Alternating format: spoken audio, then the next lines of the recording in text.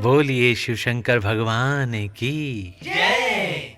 प्रिय भक्तों, श्री शिव महापुराण के उमा संहिता की अगली कथा है देवी के द्वारा दुर्गमासुर का वध तथा उनके दुर्गा, शताक्षी, शाकंभरी और भ्रामरी आदि नाम पड़ने का कारण। तो आइए भक्तों, आरंभ करते हैं इस कथा के साथ 50वां अध्याय। मुनियों ने कहा, महाप्राज्ञ सूत जी, हम सब लोग प्रतिदिन दुर्गा जी का चरित्र सुनना चाहते हैं। अतः आप और किसी अद्भुत लीला तत्व का हमारे समक्ष वर्णन कीजिए। सर्वज्ञ शिरोमणि सूत जी, आपके मुखारविंद से नाना प्रकार की सुधा सदृश मधुर कथाएं सुनते सुनते हमारा मन कभी तृप्त नहीं होता।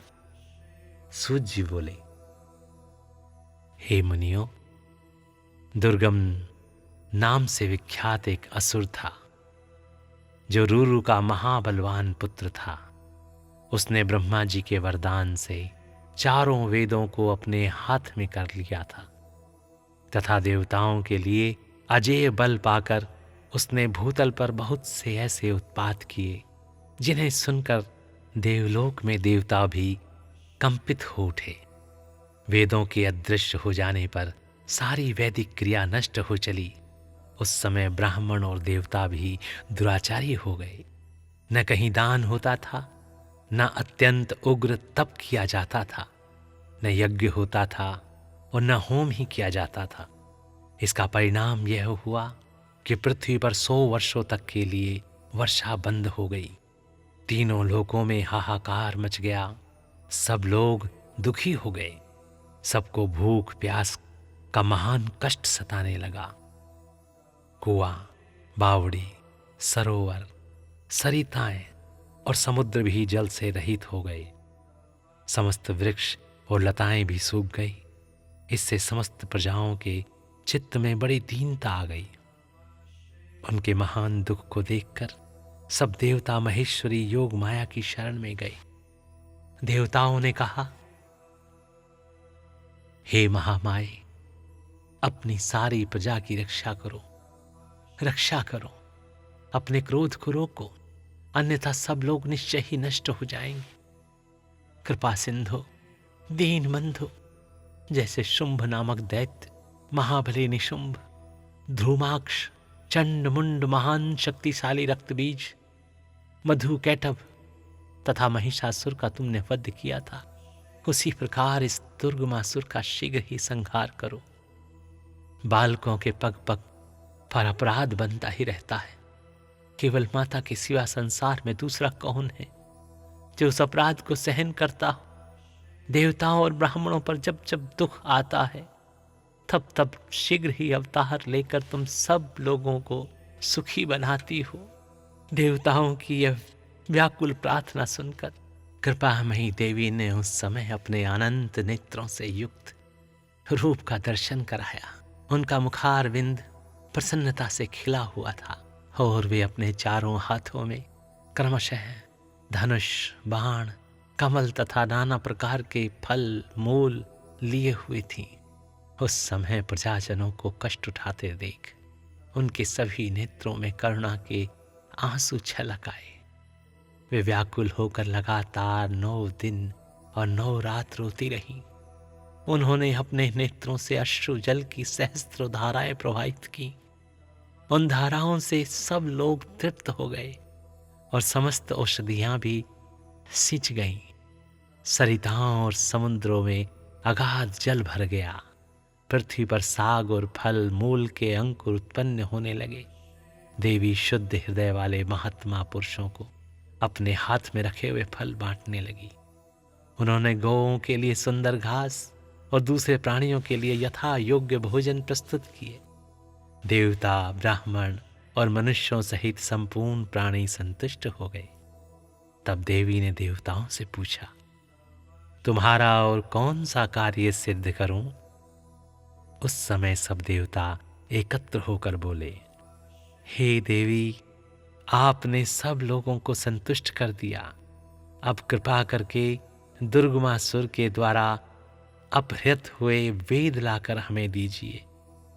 तब देवी ने तथास्तु कहकर कहा, हे देवताओं, अपने घर को जाओ, जाओ, मैं शीघ्र ही संपूर्ण वेद लाकर तुम्हें अर्पित करूंगी।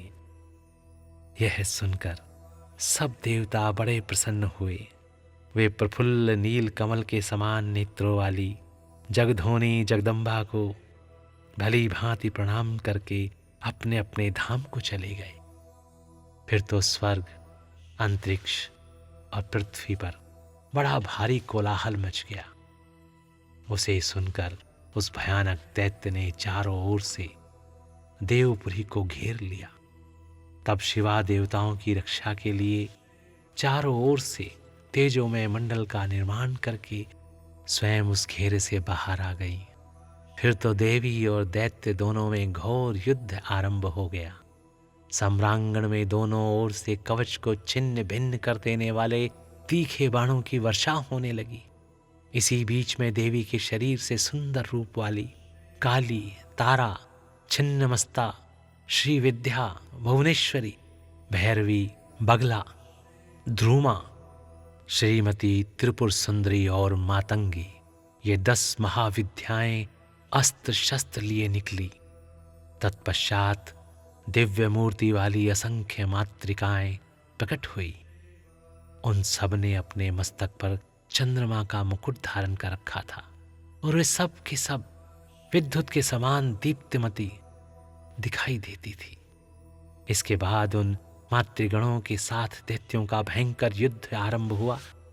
उन सब ने मिलकर उस रौरव अथवा दुर्गम दैत्य की 100 अक्षौहिणी सेना नष्ट कर दी।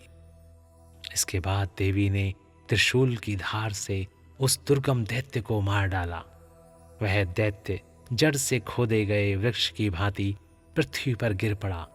इस प्रकार ईश्वरी ने उस समय दुर्गमासुर नामक दैत्य को मारकर चारों वेद वापस ले देवताओं को दे दिए। तब देवता बोले, हे अंबिके, आपने हम लोगों के लिए असंख्य नेत्रों से युक्त रूप धारण कर लिया था, इसलिए मुनिजन आपको शताक्षी कहेंगे।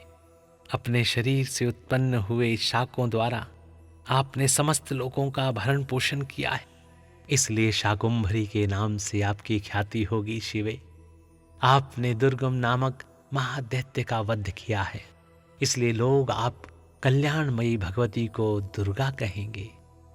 योग निद्रे, आपको नमस्कार है। हे महाबले, आपको नमस्कार है। ज्ञानदायिनी, आपको नमस्कार है। आप जगन्माता को बारंबार नमस्कार है। तत्त्वमसि आदि महावाक्यों द्वारा जिन परमेश्वरी का ज्ञान होता है, उन अनंत कोटि ब्रह्मांडों का संचालन करने वाली भगवती दुर्गा को बारंबार नमस्कार है। हे माता, आप तक मन, वाणी और शरीर की पहुंच होनी कठिन है। सूर्य, चंद्रमा और अग्नि, ये तीनों आपके नेत्र हैं। हम आपके प्रभाव को नहीं जानते, इसलिए आपकी स्तुति करने में असमर्थ हैं। सुरेश्वरी माता शताक्षी को छोड़कर दूसरा कौन है जो हम जैसे अमरों पर दृष्टिपात करके ऐसी दया करे?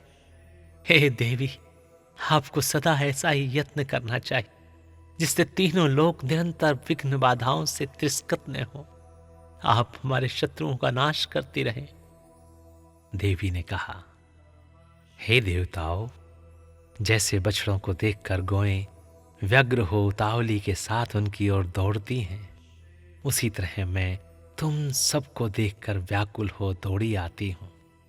तुम्हें न देखने से मेरा एक क्षण भी युग के समान बीतता है। मैं तुम्हें अपने बच्चों के समान समझती हूं और तुम्हारे लिए अपने प्राण भी दे सकती हूं।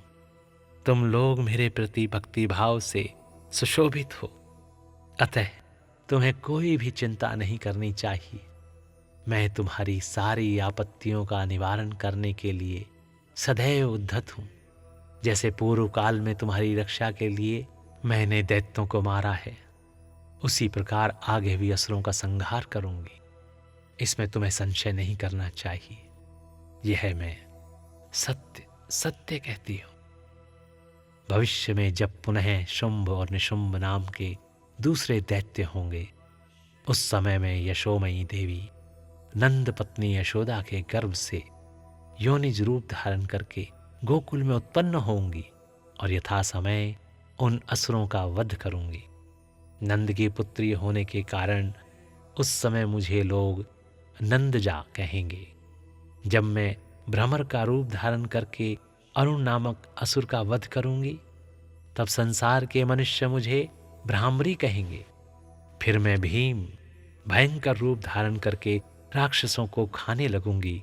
उस समय मेरा भीमा देवी नाम प्रसिद्ध होगा। जब जब पृथ्वी पर असुरों की ओर से बाधा उत्पन्न होगी, तब तब मैं अवतार लेकर प्रजाजनों का कल्याण करूंगी। इसमें संशय नहीं है। जो देवी शताक्षी कही गई हैं, वे ही शाकुंभरी मानी गई हैं तथा उन्हीं को दुर्गा कहा गया है। तीनों नामों द्वारा एक ही व्यक्ति का प्रतिपादन होता है। इस पृथ्वी पर महेश्वरी शताक्षी के समान दूसरा कोई दयालु देवता नहीं है, क्योंकि वे देवी समस्त प्रजाओं को संतप्त देख 9 दिनों तक रोती रह गई थीं। बोलिए शिव शंकर भगवान की जय।